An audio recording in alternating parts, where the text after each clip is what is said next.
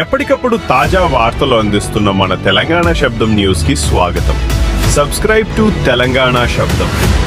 నమస్తే, welcome to Telangana శబ్దం. నేను మీ కర్ణాటక. రంగారెడ్డి జిల్లా తలకొండపల్లి మండలం పడకల్ గ్రామంలో వరి మరియు మొక్కజొన్న కొనుగోలు కేంద్రాన్ని ప్రారంభించిన ఎమ్మెల్యే కసిరెడ్డి నారాయణ రెడ్డి గారు. రైతులు తమ ధాన్యాన్ని ప్రభుత్వం నిర్ణయించిన మద్దతు ధరకు నేరుగా అమ్ముకునేందుకు ఈ కేంద్రం ఉపయోగపడుతుందని తెలియజేశారు. అలాగే మెంత తుఫాన్, అకాల వర్షానికి దెబ్బతిన్న వరి మరియు పత్తి పంటలను పరిశీలించారు. పంట నష్టపోయిన రైతులకు ప్రభుత్వం ద్వారా నష్టపరిహారం అందేటట్లు చూస్తానని హామీ ఇచ్చారు.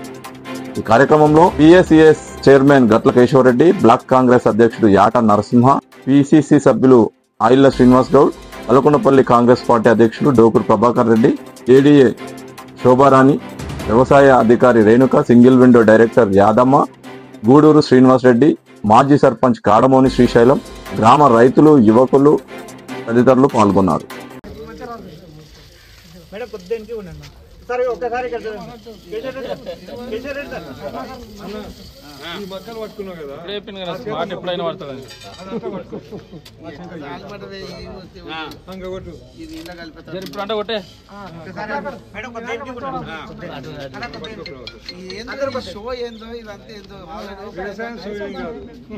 ముఖ్యమంత్రిగా వ్యవసాయ శాఖ మంత్రిగా రఘువీరారెడ్డి ఉన్నాడు.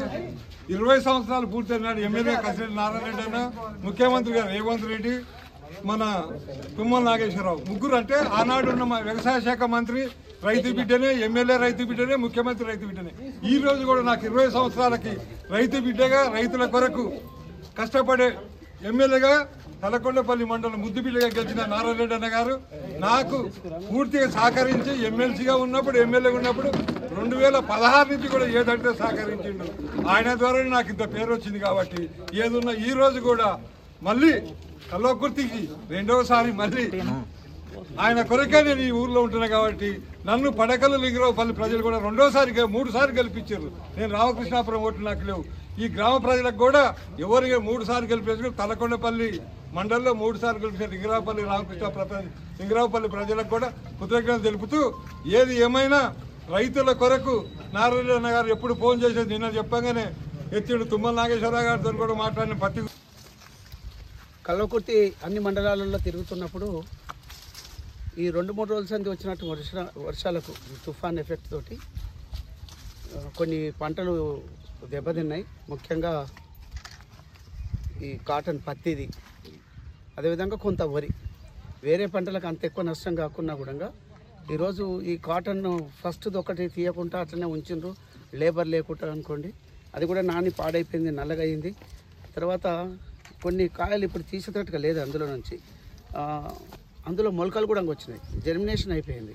ఈ తడికి 3-4 రోజుల సంది వర్షాలు ముసురుతో వస్తున్నప్పుడు అదంతా కరెక్ట్గా ఇది తీసేటప్పటికి ఈ వర్షాలు రావడం, పెద్ద ఎత్తున రావడం బాగా ఎఫెక్ట్ అయింది. కొద్దిగా రైతులకు అన్ని మండలాల్లో, తలకొండపల్లి నుంచి మొదలు పెట్టేసేస్తే మాడుగుల అన్ని మండలాలు, అన్ని వెల్దండ, కలకుర్తి కూడా నేను అన్ని తిరిగి వచ్చిన అన్ని మండలాల్లో అంతటా కూడా అట్లే ఉంది. ఇంకా కూడా కొన్ని చెరువులు నిండినాయి. మరి అందులో నుంచి ఓవర్ఫ్లో అవుతూ ఉంది, అలుగులు వెళ్తూ ఉన్నాయి, మత్తడి దొంకుతూ ఉంది. కాలువలు కేఎల్ఐ ద్వారా మరి అక్కడ వదిలిపెట్టకుండా ఆ కాలువ ద్వారా వచ్చేసి అక్కడ కూడా మరి న్యాచురల్గా వచ్చినటువంటి వాటర్ అది కూడా కొద్దిగా ఓవర్ఫ్లో అయ్యి అది కూడా తెగిపోయింది. రైతులకు అట్లా కూడా కొంత నష్టం జరుగుతూ ఉంది. అక్కడ నుంచి పైనుంచి వచ్చిన ఫ్లో తోటి ఏమంటారు, ఉష్క కొట్టేసేసి, మట్టి కొట్టేసేసి పొలాల మీద, వరి పొలాలలో కూడా అక్కడక్కడ అది కూడా నష్టం జరిగింది కల్వకుర్తి ప్రాంతంలో. ఏదేమైనప్పటికీ ఈ ముఖ్యంగా ఈ కాటన్ నుంచి పత్తి వేసినటువంటి రైతులకు మంచి క్రాప్ వచ్చిందని ఈ సంవత్సరం అనుకుంటే నష్టం జరిగే విధంగా అంత నల్లగా వచ్చింది.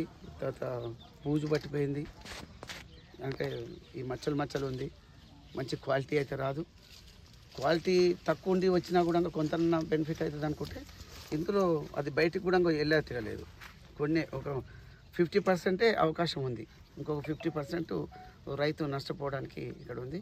అందుకే గౌరవ మంత్రివర్యులు తుమ్మల నాగేశ్వరరావు గారికి, గౌరవ ముఖ్యమంత్రి రేవంత్ రెడ్డి గారికి వారి దృష్టికి తీసుకెళ్లేసి ఇక్కడ ఈ ప్రాంతంలో నష్టం జరిగినటువంటి రైతులకు, ముఖ్యంగా ఈ పత్తి ద్వారా జరిగిన రైతులకు మరి ఏ విధంగా సాయం చేస్తారేమో నేను దాన్ని కూడా వారి దృష్టికి తీసుకెళ్లేసి నా ప్రయత్నం పూర్తిగా చేస్తానని చెప్పేసి తెలియజేస్తూ ఉన్నా.